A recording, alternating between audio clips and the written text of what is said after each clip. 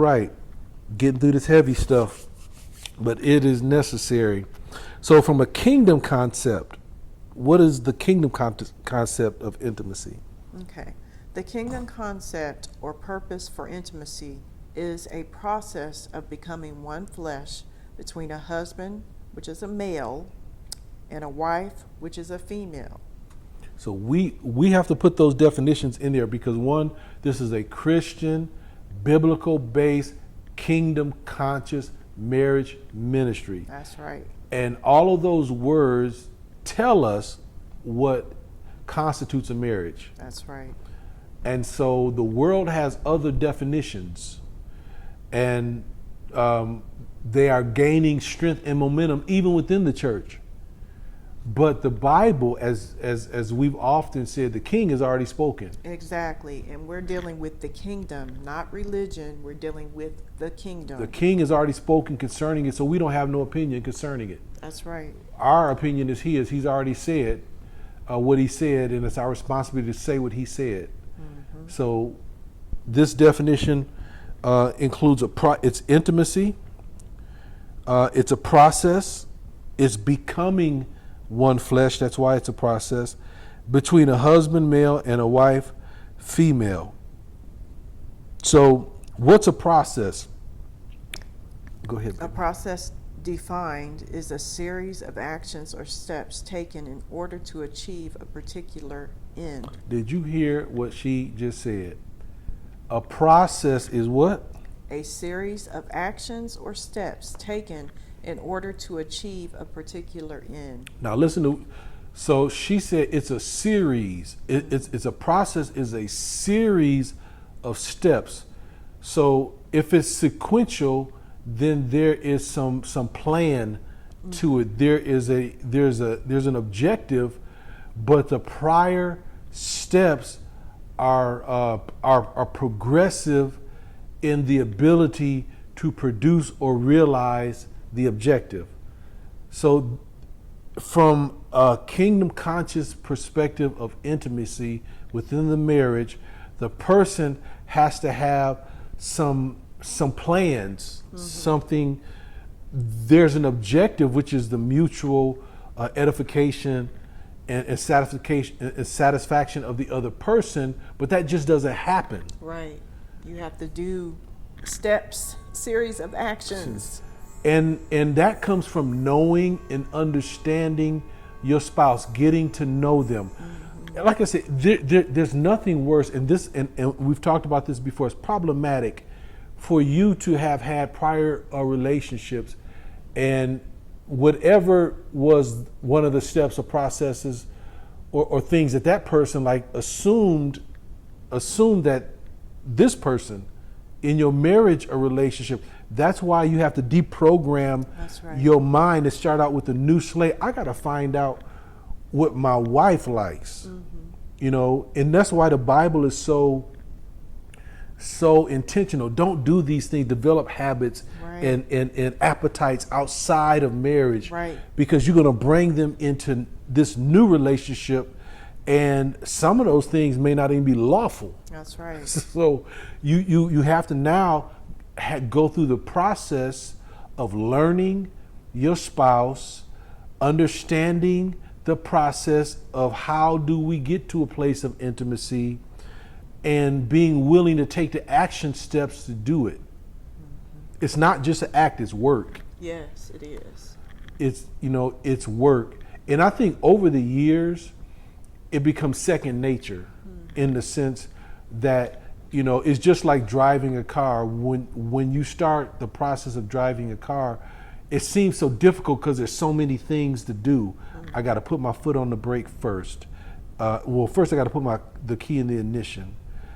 Even before that, I got to put on my seatbelt. I got to put the key in the ignition. I got to have my foot on the brake, and when I turn it, I got to make sure that it's in park. And then in order to get out, I got to make sure that my mirrors are in the right place where I can see as I'm backing up. And then I put it in reverse. Now, after a person been driving from 2 years or for 10 years, you do all of that stuff without even thinking. It's automatic. And, Yeah. and that's because you've gone through the process of learning the steps of how to achieve a specific outcome. Right. I think it's important because we are talking about how we can continue to have intimacy grow. That even if you have come to that certain place where you've been together for years and you pretty much feel like you know your spouse, I think you still have to continue to try to grow in your intimacy, not get comfortable with where you're at, but to continue to grow. I think it should become more satisfying over the years. Yes. You know you got more zeal and strength when you're young and vigor, but later on in Got the some marriage, wisdom. it should become more gratifying in the sense that you had a chance to really learn, if you are conscious of it, to learn your spouse, and I think that should be the ultimate objective, is learning learning and discovering what it is that your spouse anticipate or expects from that relationship. And as you do that, you'll see a lot of things happen. I think that area impacts other aspects of the relationship Most that definitely. ultimately may fall apart, not because necessarily that part is broken, but the intimacy is broken. There's That's no right. intimacy, and it infects the rest of the relationship. Yeah. So we talked about process. Now we want to talk about perversion. So perversion is, give us the definition. Perversion is the practice of something absent its purpose. So it is possible for you to be engaged in something that objectively appears to be one thing, but it actually in substance is something altogether different. This is why it is two people can enter into the same activity, and one be blessed by God and the other be cursed, Exactly. or looked upon or frowned upon by God. There's a curse involved as well in certain activities, but you see, one could be in the marriage covenant, God blesses it. One could be outside of the covenant. Watch this: the same two people outside of the covenant, and God God resists it. God denounces it. The same two people in the covenant, God blesses it. Same act, same people, but spiritually in its substance, they're totally That's right. different things. That's right. And this is the powerful part. Why perversion is so powerful is because it often starts or involves a legitimate objective. But what happens is that the objective now becomes replaced by a means, and the means becomes the objective, and now you have perversion. Let me give you an example. So God, I believe that God has, as part of the sexual act, provided or inserted into it a provision called pleasure. The pleasure is a promotion, is a means to promote the act Right. that ultimately achieves the objective, procreation. Right. Could you imagine if it was painful in the sense of the act itself produced pain instead of pleasure? We would have less problems because more people wouldn't participate in it. The problem is, and I'm not talking about the birth. Right. I'm talking about the actual act, the engagement. If it wasn't pleasurable but painful, fewer people would participate. God knew that, so God said, what I'm going to do, I'm going to incentivize it. I'm going to cause people to want to do it because I want them to be blessed, to be fruitful, multiply, replenish, and subdue the earth. That's right. So to fill the earth, I'm going to have to cause them to want to participate in a certain act that will produce children. Now, what has happened?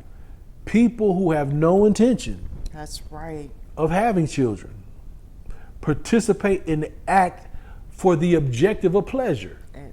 Exactly. Now the purpose has been removed, and since it's no longer the same thing, it produces problems. So one of the ways that God created that act to be protected was that He placed it within a covenant. So you need something stronger than the means Right. to control the means. So what God did was God gave covenant. So He says this can only take place, this is only authorized within the covenant. Therefore, if a person gets to a place, or a couple gets to a place, we have enough children, they can still enjoy the means without it producing problems. Right. Because it's contained or controlled by a covenant. When you remove the covenant, it becomes unrestrained. And we got all types of problems today because people have perverted what God has given as a gift for the means, which is pleasure, and they don't want the outcome or the objective that God had, which is the procreation of a new human life. And now we got issues, even to today's society, where we call it a right now for me to do the process, but I don't want the consequences. Exactly. I can't control the means is taken over to the place where I can't control myself. I want the pleasure to the place, but if it actually produces what it's supposed to produce, I want to get rid of the problem. All right. And we're talking biblical, Yes. kingdom conscious. Now, if you got some other alternative notion of it, That's not biblical. I would say that's your problem. Yes. But I would say that if we were to boil it down to the most fundamental issue in that, it is that people want pleasure. And they participate in the act that produces pleasure, but the problem is that the act was established by God to produce other people. Yes. And they don't want the other people, but they want the pleasure. Therefore, they are involved in what? Perversion. Same act, but the objective has been removed. Now it's perversion. Now again, not to condemn anybody who may have participate in the process of abortion. We believe that there is forgiveness, there is restoration. God can even use that act to help other people. That experience of yours to help other people Not go that way. to not go that way. But what we're saying is that this revelation or this understanding must become the understanding of the church, so that we don't slip into perversion. Were you going to say something? I was going to say that I think it's really important for people who, because I listen to people, I talk to people who no longer think marriage is necessary, and they want the benefits of the covenant, but they don't want the covenant.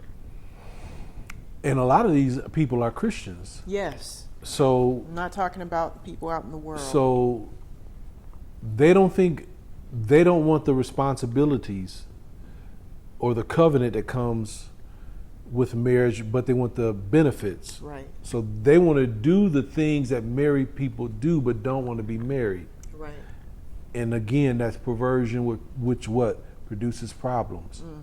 This is why intimacy, and remember at the very beginning, we said intimacy is not only, but it includes closeness, romance, sex, being alone with others. It's a selfless, not selfish process based in love that results in two becoming one at an ever deepening level.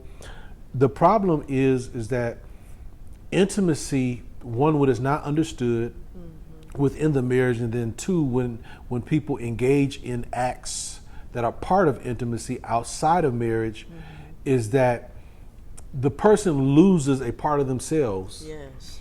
And so there's a lot of people that have been involved in these acts so often that, as you said, they're not whole, and they don't see the value in the covenant, because they're saying, I can do that outside of the covenant. Why do I want to? Well, again, as we said before, there's a blessing in the covenant, that those benefits that you're looking for outside of the covenant don't produce the problems they do outside of the covenant.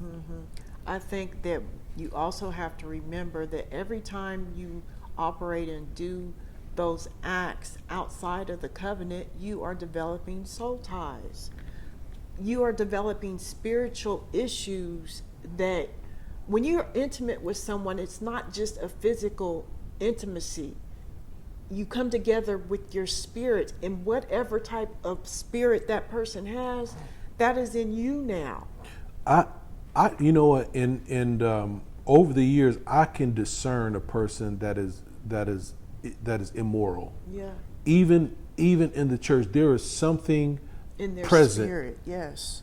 that is not right. I've seen young women, some of them even in ministry, good people, but their soul is warped. There's something That has taken place. that has deformed their perception of themselves, and it comes out in their speech and in their actions. That's right.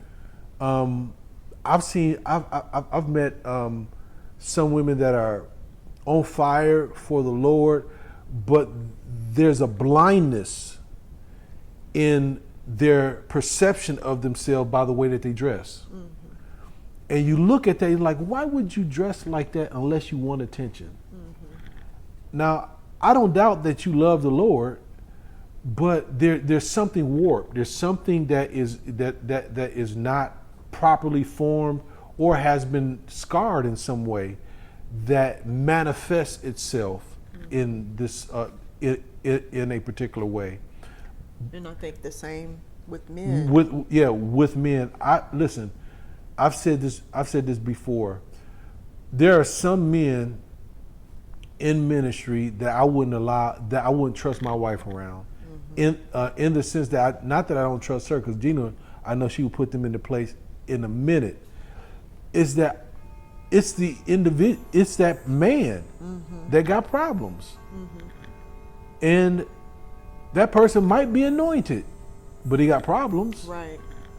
And so we have to be conscious of this, and that's why intimacy is so important. I want that when my wife enters a room, the people that have discernment for right, or even those that are wrong, will discern that she's not hungry, That's right. or thirsty, or needy That's right. in any area. And that's why intimacy is so important. That person has to be fulfilled and satisfied that somebody else's table does not tempt them. That's right. That's right. Same with my baby. Yeah, in both ways. There's been times where people approach you, and you feel sorry for them, and you actually say in your mind, "You don't have nothing to offer me." That's right. Nothing, and it's too expensive. It ain't worth it. And so that intimacy can produce that type of protection Yes. in your marriage, where what you have is too valuable. I don't care what the other person looks like externally, it ain't worth what I got. That's right. I am fulfilled with what I have. So there's nothing for you to offer me but loss. And I'm not willing to take a loss after I have invested so much, and what I have is worth so much. That's what intimacy will do in your relationship. Other people will see that and want it as well. That's right. All right, so we talked about perversion. We talked about removing the purpose from the process. And talking about Yeah, go ahead and talk about that, baby. 'Cause perversion produces the opposite of things intended, its intended purpose. Acts outside of a godly marriage covenant, which include fornication, adultery, promiscuity, homosexuality, all those things lead to problems and curse and a shortened life. And I know people don't want to talk about it, but it's a fact. It is a fact. When you operate outside of covenant and you operate in things that are perversion, it causes problems in so many different ways. It causes problems mentally, spiritually, physically, and people don't want to hear those things, but those things are true. God created covenant and that intimacy that's supposed to be within the covenant for protection. And when you operate within that, then you have protection. When you operate outside of that, you don't. Yeah, and I think that a lot of people, again, because they don't understand the purpose of God for certain things, they pursue the means, the pleasure. That's why Timothy says that men will be lovers of pleasure rather than lovers of God. Paul says, rather, men will be lovers of pleasure rather than lovers of God. And he's talking about the end times, and that's where we're at. That's what we're seeing. Yeah. And I believe it's because they have mistaken certain things and called certain things that they're that it's actually not. So when we talk about fornication, adultery, promiscuity, homosexuality, all of those things have been given palatable names that causes the church in many regards to not perceive them for what they truly are. Mm-hmm. A person say the person says, I made a mistake, mm-hmm. and the person's married. No, you committed adultery. Mm-hmm. A person has children outside of the well, I'm talking about adults now. Mm-hmm. Adults having relationships that aren't married, they call it having a relationship when it's fornication. Mm-hmm. So when you take the biblical name for it away, you cause what is something to the perception to become something different. Mm-hmm. So God says it's this, but because we call it something different, we start to perceive it's not what God has condemned. No, it's still the same thing. That's right. It's just more palatable and less abrasive. Mm-hmm. And because that has happened, more people are participating in it. Mm-hmm. To the place that now they don't even know what intimacy is because they've always been a participant in the act. Mm-hmm.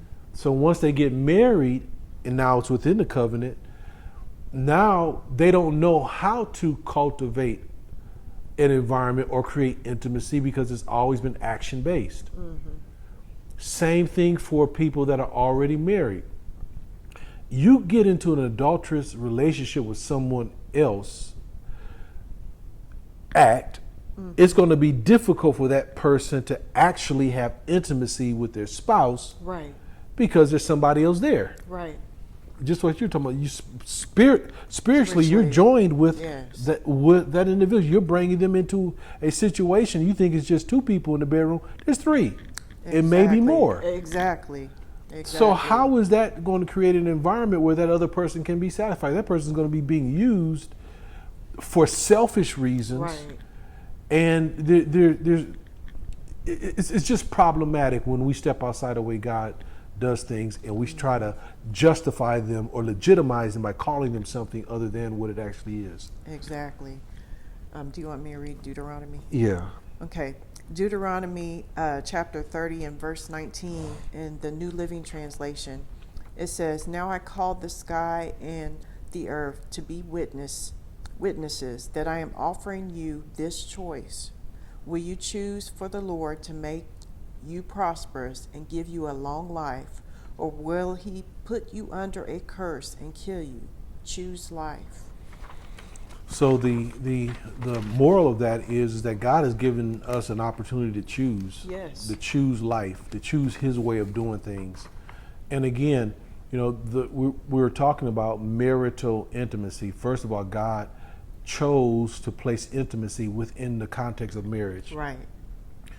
Two, that the marriage process of intimacy doesn't just start or doesn't just consist of the act, Yes. the bedroom act, that it is a process of learning and getting to know one another to the place where there is no selfish motivations. The gratification of the one person results in the gratification of the other person. Fulfillment is the objective, so that there's no holes or needs or wants in the other person's life that gives place to the devil.